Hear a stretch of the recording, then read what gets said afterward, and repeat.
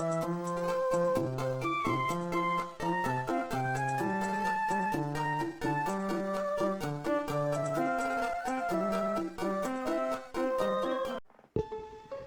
guys, I'm back for the news, and yeah, got some stories. This one's from last month. Last week I forgot about this one. I was gonna add it, but I just wanted, everybody was talking about the PlayStation 5, and how the liquid metal could seep into your components. That's not true, by the way, but I just wanted to tell you guys that I have just got a PlayStation 5. I'm sure some of you guys already know that. Not long ago, like a week or two ago, and it hasn't happened to me, so I think we're golden. Yeah, anyways, let's get into the news. Just something funny. Just thought it's not true that I just wanted to mention. But anyway, so PlayStation unveils Project Leonardo customizable accessibility controller kit. Basically, this is used for like disabled people, so if they want, so they can play games just like normal people can, you know. PlayStation has unveiled Project Leonardo, highly customizable accessible controller kit. The company revealed this its CES 2023 presentation yesterday, stating that the kit is designed to remove barriers to gaming and help players with disabilities play more easily, more comfortably, and for far longer periods than PlayStation 5. It seems that the PlayStation 5's answer to Xbox adaptive controllers also aimed at accessibility for gamers. The company says it has worked with accessibility experts and organizations like Able Gamers, Special Effects, and Stack Up, as well as community members and game developers to design a controller kit like this that works out of the box. Button mapping, control profiles, list of swappable components, including a variety of analog stick caps and buttons in different shapes and sizes. Players can use these as components to craft a wide array of control layouts, and the distance of the analog stick from the gamepad can be adjusted to suit the player's preference. These components allow players to find a configuration that works for their strength, range of motion, or in particularly physical needs. Button mapping, I'm pretty sure this is normal for almost a lot of custom controllers nowadays, but basically you can change the way the buttons mapped on the controller from which you control set you basically want, you know what I mean. Functions in multiple buttons can be mapped to the same function. Conversely, players can map two functions like R2, L plus L2 onto the same button, which I don't know how you would do that, why you would do that, but whatever. Players can store their program button settings as control profiles and easily switch between them by pressing the profile button. Up to 3 controller profiles can be stored and accessed by players from their PlayStation 5 at any time. That's cool, little feature, so you don't have to go through all that nightmarish mapping everything again. I don't know, interesting. Making games more accessible to the disabled. One thing I think we should be doing. Microsoft's already got a head start in, I think, this category, but it's good that Sony's actually doing it too. Xbox Series S gets another price hike in India. Goddamn. Why? Second in 6 months, the Xbox Series S is now almost $200 more expensive in India than the US. $200? That's ridiculous. The Series S will not receive its second price hike in India in just 6 months, and third overall, just days ahead of pre-orders reopening. Media analyst Rishi Alwani posted on Twitter, I probably butchered that, the Xbox Series S will get a price hike of, I don't know what their currency is, but I'm just gonna assume that's, what is that? I would just say RS. $39,990, approximately $485. Jeez. In the United States, the Series S retails for $300. So that's, yeah, it's almost $500. Pre-orders start on January 10th. Reasons for a price hike are unknown. It can be a result of low sales in India. Oh, rupee. Or the waning power of the Indian rupee against the US dollar, according to the report from the Alwani Rockstar opted not to release the Xbox Series X port of GTA 5 in India. That would mean that the Xbox Series X would be even higher in price, maybe probably $200, even more than that. $700 probably around. That's insane to pay $700 retail for a console. Back in August 2022, Xbox Series S had already received a price hike in India to 37,990 rupees, around the $462 in August. Sony raised PS5 prices across the market shortly after Microsoft released a statement claiming that they had no current plans to raise prices on Xbox consoles. Clearly, the statement was not meant for India. Yeah. In September 2022, Phil Spencer reaffirmed that Microsoft had no plans to raise console prices. However, in December 2022, Microsoft announced that it would be raising the prices for the first-party games from $60 to $70, and my god, when they're making so much money on freaking microtransactions, why they had to do that. Whether the increased prices in India forebode any changes in other markets is mere speculation. Well, hopefully they don't. That is beyond ridiculous, that pricing there. This next 2077 Phantom Liberty DLC is next-gen only in 2023. So, I guess they're not bringing it to the Xbox One consoles.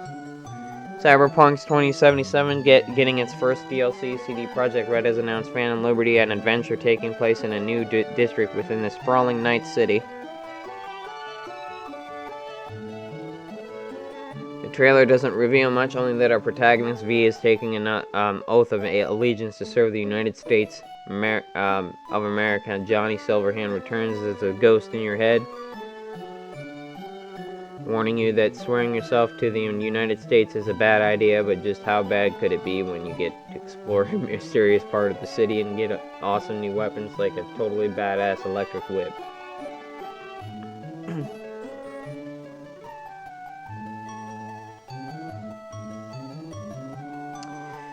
Yeah, so that's not going to be for the series. It's only going to be for the series consoles and PlayStation 5.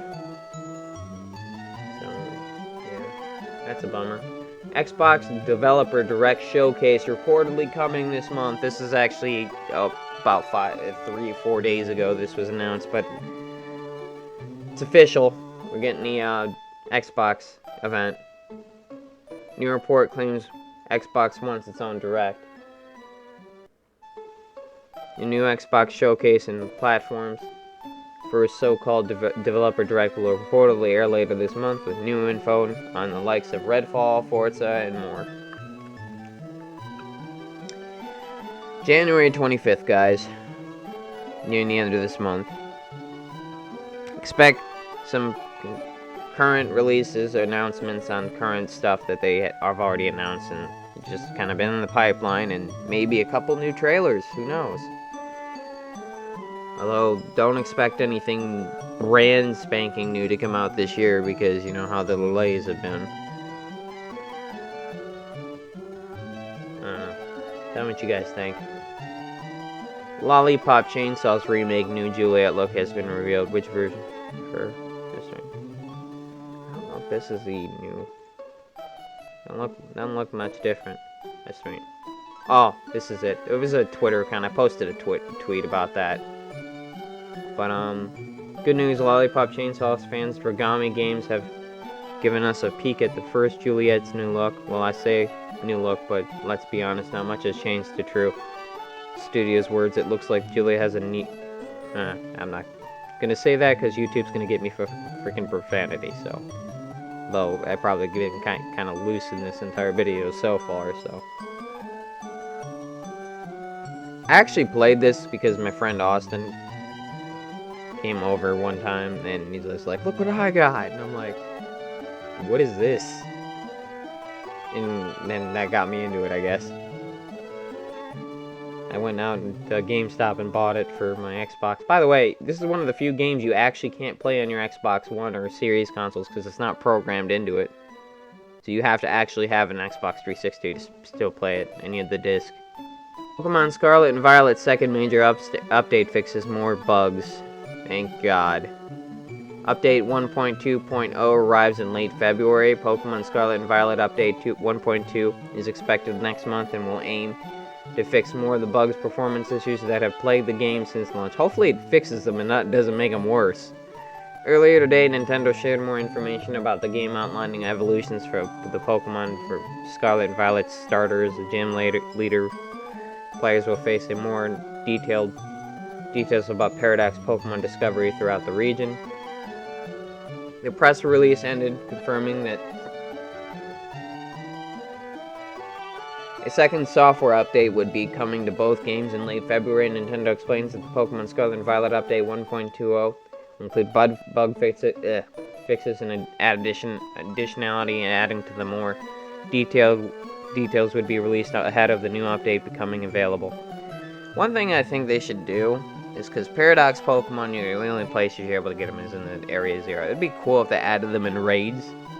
I don't know if they plan to do that at some point, but it would be easier to get them with higher stats and stuff like that, 5 perfect IVs for a 6-star raid or whatever.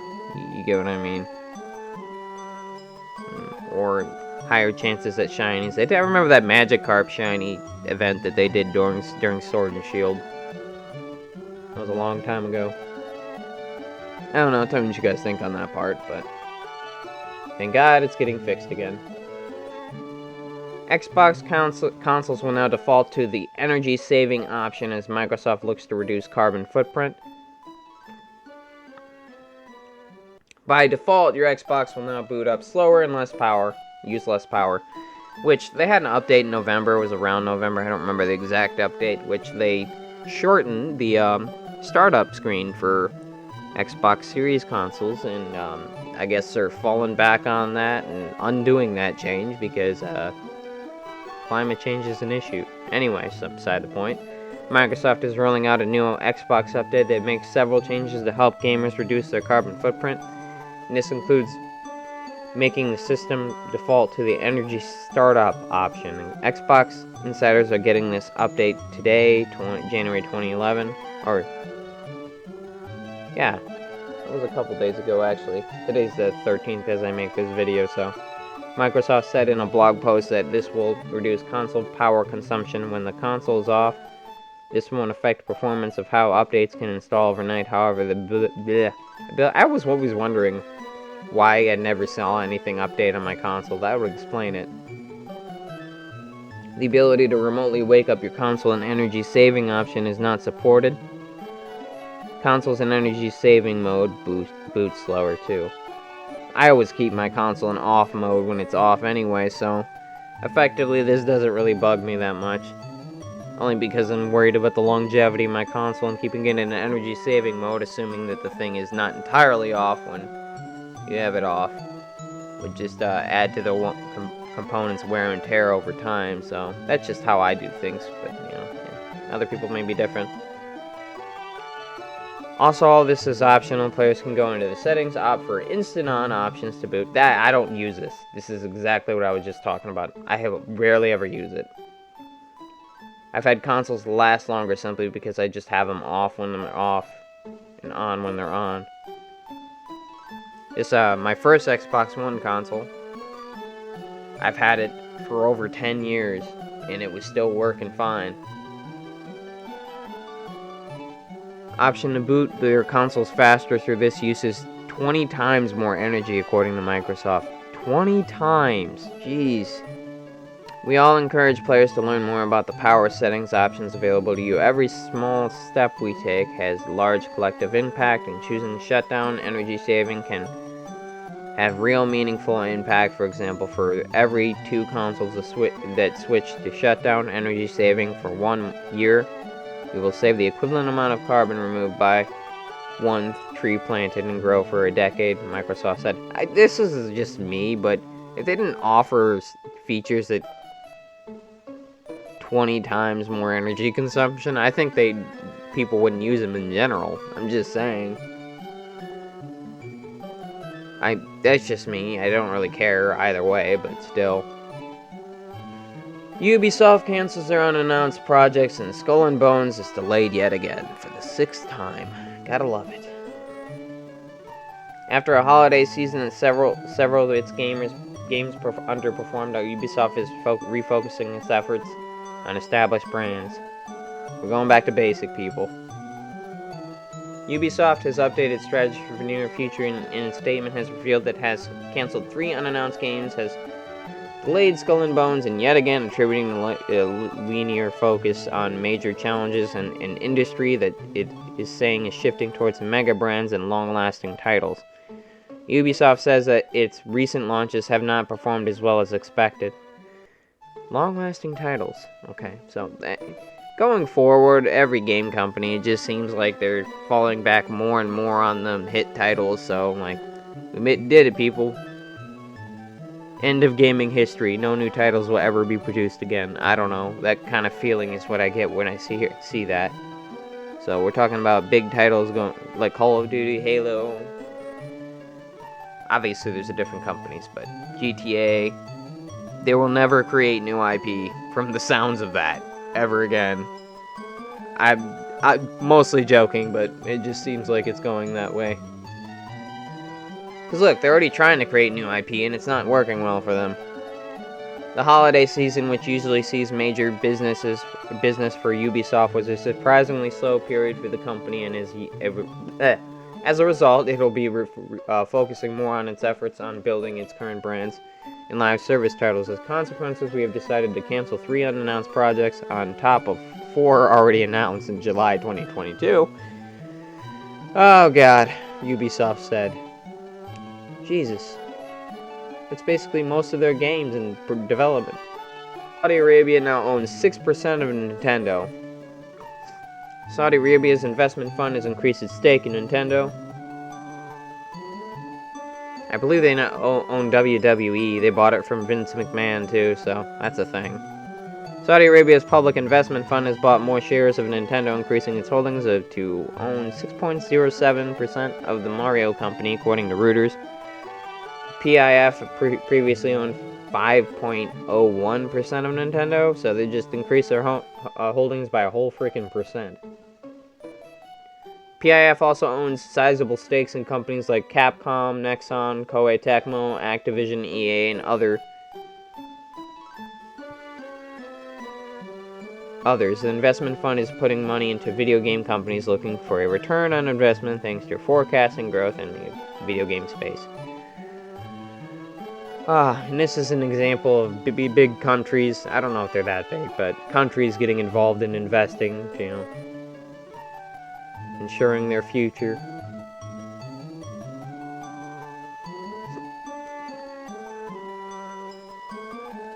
I believe they were also one of the countries that was complaining about Elon taking over Twitter because they had stakes in Twitter. But I could be wrong on that. I remember seeing articles on that too. Halo Infinite's joint fire event announced earns still more Halo Reach cosmetics for the Covert 1 flag. This event launches on January 17th, so about 4 days. Yeah.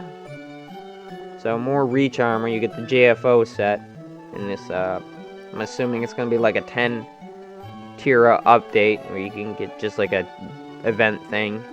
I'll probably have it grinded out, knowing me. I haven't been streaming at all recently, so I might jump in. Anyways, tell me what you guys think. Any news I don't get here, I'll post on my Twitter. As I said, I took my Linktree off my Twitter. If you want to get to my Linktree, I have my Facebook account there, so Linktree's through there. You can get the list of links through my Facebook for my other accounts. Don't want, any trouble with the Elon, but you know what I mean. So any news I don't get here, I'll post on my Twitter, Facebook, Discord. I have one of those too. And I'll see you guys in my next video. As always, sources used in the video will be in the description below. Drop me a like and subscribe. If you like my videos, please ring the bell. I greatly appreciate it. Any news I don't get here, I'll post on my Twitter. And I'll see you guys in the next video.